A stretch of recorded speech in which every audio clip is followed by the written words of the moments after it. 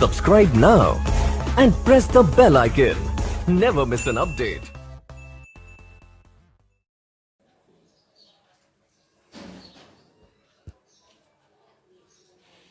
तो बच्चों, अपन ने शून्य कोटि अभिक्रिया के अर्धायुकाल की गणना कर ली। अभी कुछ क्वेश्चन लिखा है मैंने यहाँ पे। पहला क्वेश्चन है x इज इक्वल टू के जीरो टी यानी के नॉट टी शून्य कोटि अभिक्रिया का समाकलित वेग समीकरण है। ये अपन ने पढ़ लिया। यदि 80% अभिक्रिया पूर्ण होने में 160 मिनट लगते हैं तो इसके वेग इस तरह, यानी कि अपन के नॉट की वैल्यू निकालनी है। यहाँ पे इस जगह निकालना अपन को। तो अपन देखते हैं आंसर नंबर 1 क्वेश्चन है। सबसे पहले अपन को लिखना है, अपन को मिला है k naught x is equal to k naught t, ठीक है ना। और अब देखें अपन गिवन की बात करते हैं, अपन को क्या क्या मिला है। अपन को मिला है टाइम दिया, अपन को टाइम का मान दिया अपन को 160 मिनट, 160 मिनट हो गया। और अपन को दिया है साथ में x का मान, x का मतलब है 80%, तो 80% बोले तो 0.8।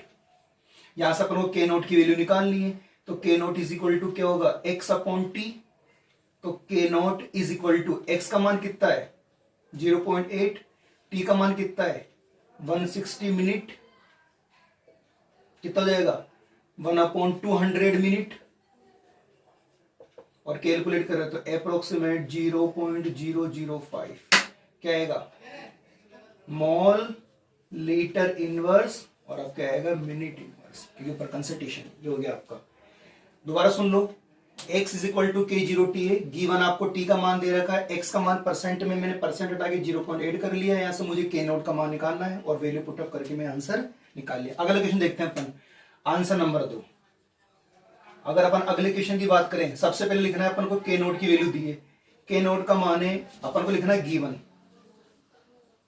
क्या क्या अपन को दिया है। एक शून्य कोटि की अभिक्रिया के लिए k naught is equal to 3 × 10⁻² mole litre inverse second inverse है। यदि 25 सेकंड के पश्चात अभिकारकों की सांद्रता 0.5 m बोले तो मोल पर लीटर मोलरिटी पाई जाती है, तो अभिकारकों की प्रारंभिक सांद्रता का परिकलन कीजिए।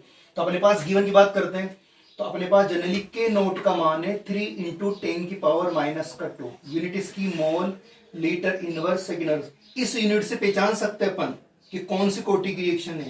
देखो मोल लीटर इनवर्स से ये रेट है किसकी जीरो ऑर्डर रिएक्शन के लिए। आगे चलते हैं, टाइम दे दिया अपन को 25 सेकंड, तो 25 सेकंड के बाद कंसंट्रेशन कितनी हो रही है 0.5 m पाई जाती है। तो अभिकारकों की प्रारंभिक सांद्रता का परिकलन करो। एक रिएक्शन लिख रहा हूं, सपोज रिएक्टेंट है और रिएक्टेंट प्रोडक्ट में कन्वर्ट हो रहा है, तो t बराबर 0 पर इसकी इनिशियल कंसंट्रेशन होगी और इसकी जाएगी 0। अभी तो प्रोडक्ट बना ही नहीं। टी टाइम की बात करते हैं, तो t बराबर टी टाइम पर, तो टी टाइम पर टी समय पर क्या दिया है 25 सेकेंड, तो 25 सेकेंड के बाद इसकी कंसंट्रेशन कितनी रह गई 0.5 है, 0.5 है। तो इधर क्या बनेगा 0.5। लेकिन अपन को इससे मतलब है जितने मोल होते हैं उतने जाते हैं।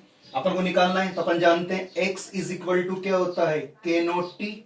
जनरली अगर अपन के नोट का मान निकालेंगे तो क्या हो जाएगा x अपॉन टी। तो ये अपने पास x की वैल्यू आ गई, यहां से वैल्यू पुटअप कर देते हैं अपन। के नोट का मान कितना मेरे पास, के नोट का मान है मेरे पास 3 × 10⁻² इज इक्वल टू x का मान कितना है, x का मान है मेरे पास a-0.5 और t का मान कितना है, t का मान है मेरा 25 सेकेंड। ये 25 है क्या 25 है ना, 25 सेकेंड। क्रॉस मल्टीप्लाई कर देता हूं, कितना हो जाएगा 75 × 10⁻² a-0.5। इसको मैं ऐसे लिख सकता हूं 0.75 इज इक्वल टू a-0.5। और अगर मैं a का मान निकालूंगा तो कितना हो जाएगा 0.75 प्लस 0.5। तो अगर अपन इनिशियल कंसंट्रेशन कितना हो जाएगा 1.25, ये हो गया आपका आंसर। अब देखो सवाल कितना उलझा हुआ है, लेकिन एक्चुअली बहुत इजी क्वेश्चन है। सवाल को पढ़ना है, पढ़ने के बाद सबसे इंपॉर्टेंट होता है उसकी गिवन वैल्यू लिखना। गिवन वैल्यू से अपन को ये पता लग जाता है कि क्वेश्चन में क्या कहना चाहता है, उसके अकॉर्डिंग अपन को वैल्यू पुट अप करना है और आंसर लाना है। दोबारा देता हूं मैं, आपको के नोट का मान दे रखा है, टी का मान आपके पास है, आर से मैंने पी बनाया, प्रारंभ इसकी सांद्रता को ए मान लेता हूं, उत्पाद बना ही नहीं तो 0 हो जाएगा। टाइम के अकॉर्डिंग क्रियाकारकों की सांद्रता घटती जाती है और उत्पादों की सांद्रता बढ़ती जाती है, इसलिए क्रियाकारक क्या होता है आपका नेगेटिव होता है और आपका क्या हो जाएगा पॉजिटिव हो जाएगा। तो a माइनस 0.5 x का मान मैंने आपको दे दिया। अगर अपन देखें तो आप x का मान भी लिख सकते हो आप, x is equal to a minus 0.5। अब अपन ने फॉर्मूले के अंदर वैल्यू पुट ऑफ करी, कैलकुलेशन करा, और कैलकुलेशन करने के बाद जनरली अपन ने इसके आंसर को कैलकुलेट कर लिया। तो ये आंसर आपकी कंसल्टेशन आई है। तो अपन जानते हैं कंसल्ट किस में आती है, कंसल्टेशन आपकी मोल पर लीटर आती है। That's all, finish. देखो आप एक बार कैसे करा मैंने।